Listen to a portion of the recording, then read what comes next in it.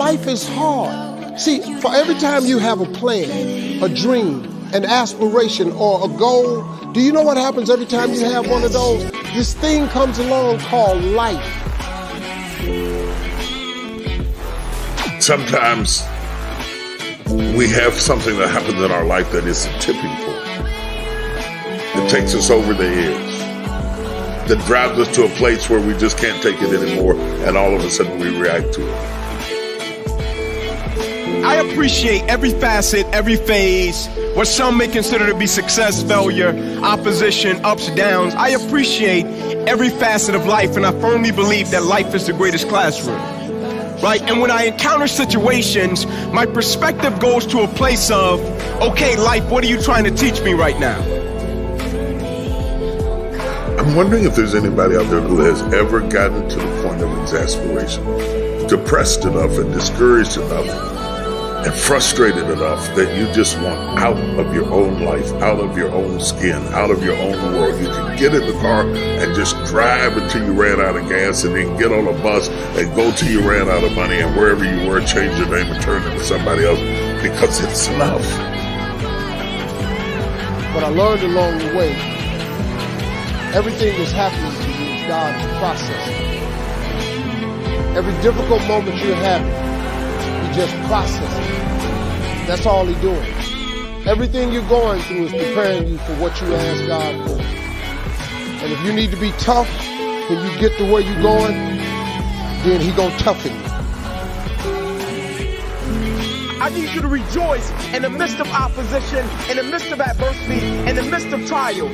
It's a big difference between quoting scripture and having to live it. Whatever you do, please don't quit.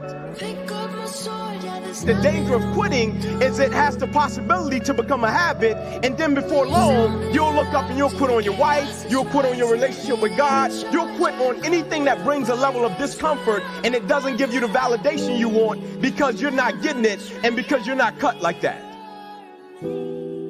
Life is hard. See, for every time you have a plan, a dream, an aspiration, or a goal, do you know what happens every time you have one of those? This thing comes along called life. It happens to everybody.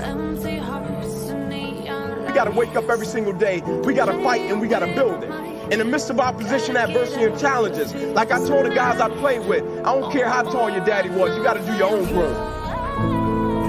True courage is the ability to accept pain and start things without any guarantee of success, but also understanding that the ability to learn is a gift even when pain is your teacher.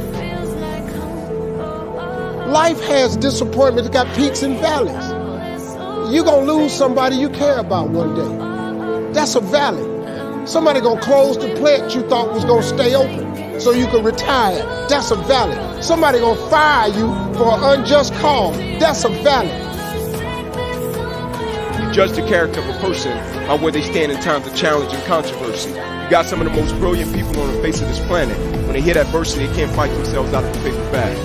And it's not even that they don't have the will, like they got it. It's that the perspective about the adversity isn't right.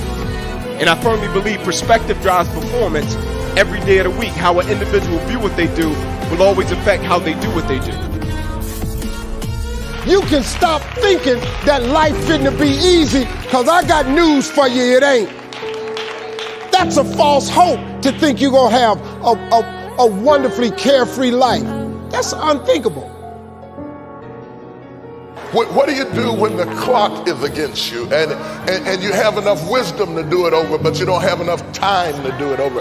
What do you do when you miss your season and you miss your window of opportunity? There's a reason why it happened at this age. There's a reason why it happened at this level in life. It's not a mistake. It's not an accident. I had to learn how to appreciate a lot. To really understand the value of money, I had none. To just appreciate simple things, what I'm gonna eat today, where I'm gonna wash up at, where I'm gonna bathe, all of that I was going through, that I was tripping with, that I did not appreciate or understand, I understand it now, because I'm on the other side of them troubles. And I understand what all them troubles was for. And even though I did not understand or appreciate the route He took me on, it was the route I had to go on. It's amazing because sometimes you cannot know you're blessed because you're going through a famine, only to find out that the thing that you were worried about is not nearly as significant as the thing that you had. I want to tell you that your opposition is your opportunity.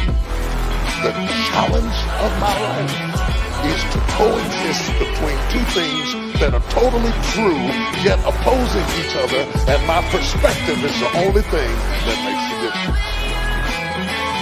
I see bad things happening to people that I consider to be good people, so let me try to figure it out. It's somebody I love, somebody I respect. Now they're going through an extreme level of opposition, and they've lost the thing that we both place our identity in. And so, yeah, I want to help him, but I really want to see how he's going to respond to the opposition, and he says he's a believer.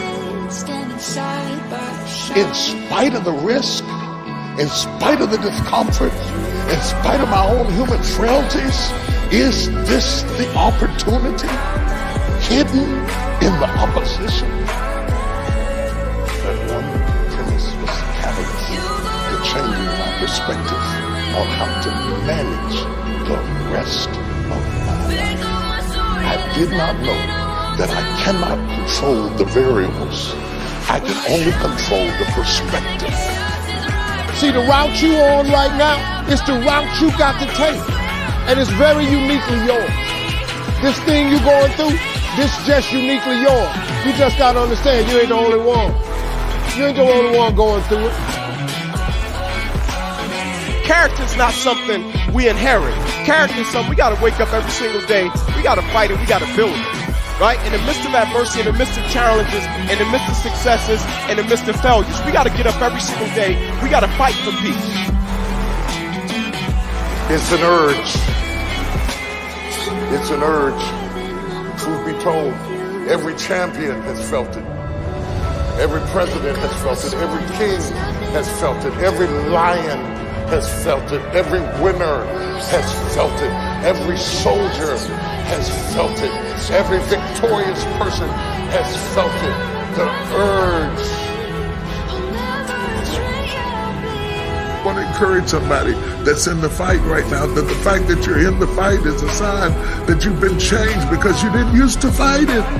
There's something else in you that's giving you a desire to be better than where you came from, to rise above the mediocrity of your background. Tonight, you get your fight back. Tonight, you get a renewal. Tonight, you get a sense of relief. Tonight, you get a moment of clarity.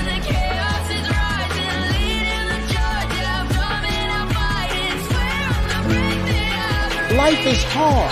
See, for every time you have a plan, a dream, an aspiration, or a goal,